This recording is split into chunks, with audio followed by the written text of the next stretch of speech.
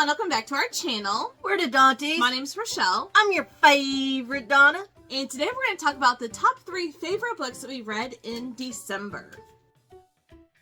So every month we like to share our top 3 favorite books that we read that month and just let you guys know what we're enjoying. And December was kind of weird for me because I did a lot of rereads. So I had trouble choosing 3 that were not rereads. So I ain't had that trouble. I ain't had that trouble. Alright, so do you want to go first? Okay, so from KU, Kindle Unlimited, Yes. I chose My Partner's Friend by Mark Hurst. Okay. And this one, okay, so 2 couples go away for the weekend to this cabin. Okay. And so 4 people go away and then 2 people die. Okay. And it's trying to figure out which 2 people died, why they died, how they died, and all of that.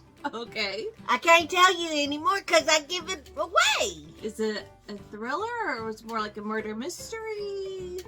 It's more a murder mystery kind of thing, but Okay. I enjoyed it. And who's it by? Mark Hurst. Mark Hurst. Okay.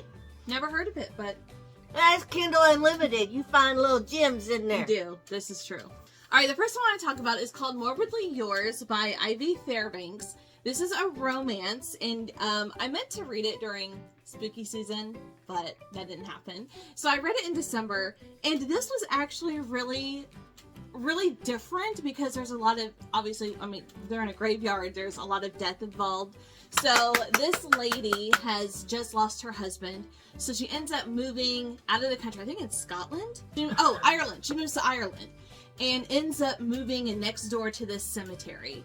And she meets this guy who actually works there. He has a family business and he has to marry by the time he's 35. So she's like, you know what? I'm going to help you find someone. He doesn't know that she just lost her husband. And she's actually from Texas. So that's really cool too. Because, you know, we're in Texas.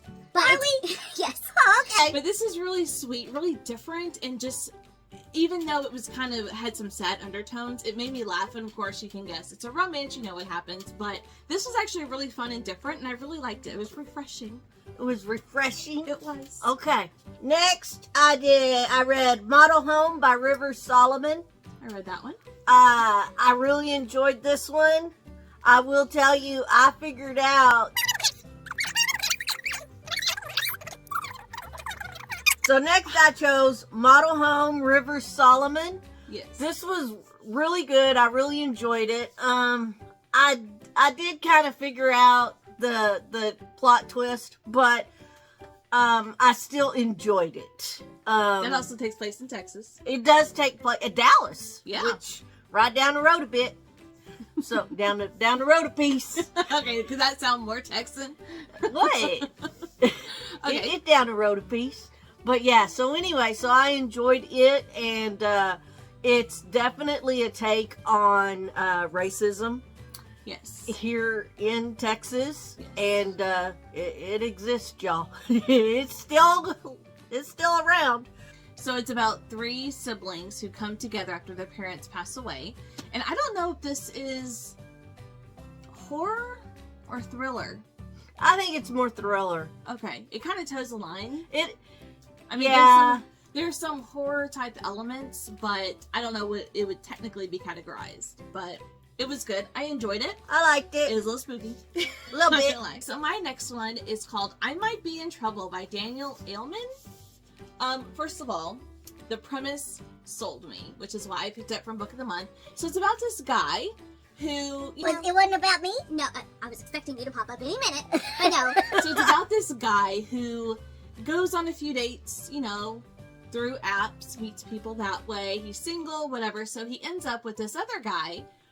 And after they wake up the next day, he finds out that his date from the night before is dead.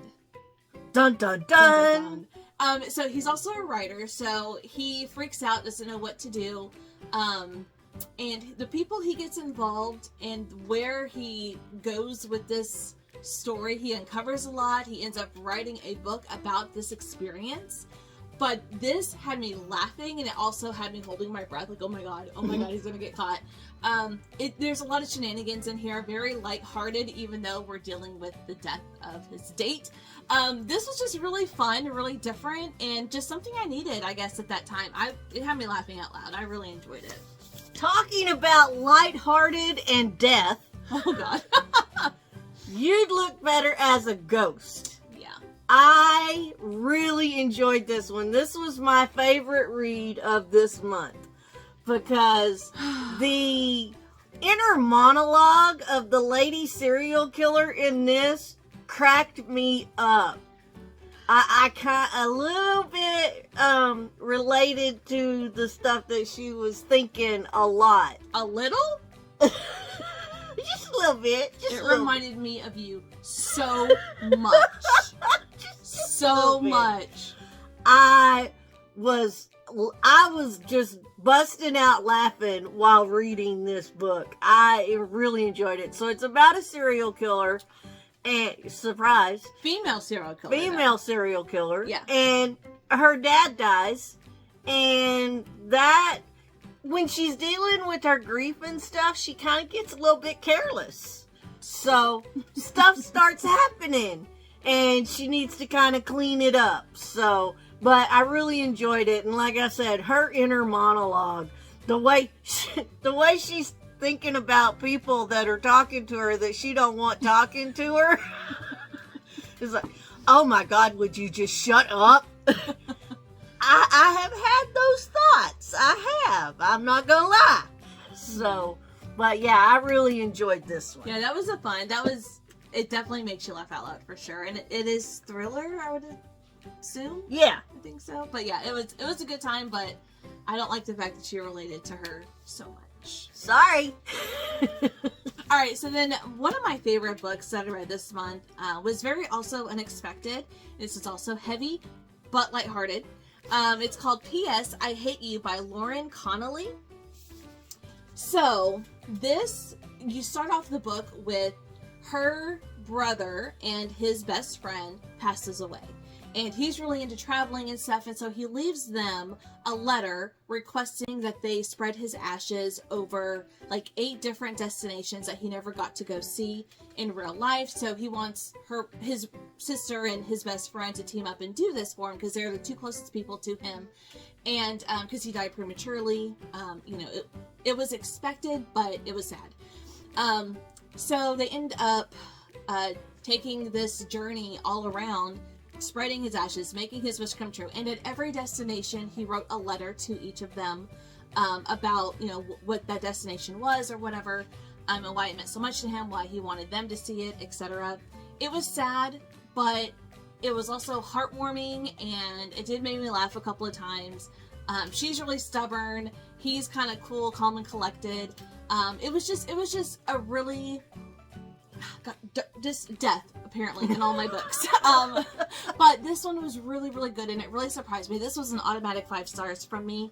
I did not expect it. I hadn't heard anyone talk about it. I didn't know really anything about it. I just happened to randomly pick it up and was like, okay, today's the day, and apparently I chose a good day because this hit with me so perfectly at the right time, and I really, really enjoyed this one. So here's a look at all of the books that we enjoyed reading in the month of December. Please leave a comment down below. Let us know if you've read any of these and what you thought of them. Have you ever, related to the female serial killer in a book that you're reading? If so, I would not admit it. Or leave a comment down below. Let us know what your favorite book that you read in the month of December was. I'm excited for new books, a new year. There's so many books coming out this year that I'm so excited about. I cannot wait to get my little grubby hands on them. I'm so excited. Your hands are not grubby. You wash them too much. That's what people say. Grubby hands, right? Isn't that a phrase? Yes, but your hands are not grubby. Anyways, that's going to do it for us today. Thank you guys so much for watching, and we will see you in our next video. Bye. They're grubby now. They could be grubby. They're not grubby. They could be. They're not grubby. No.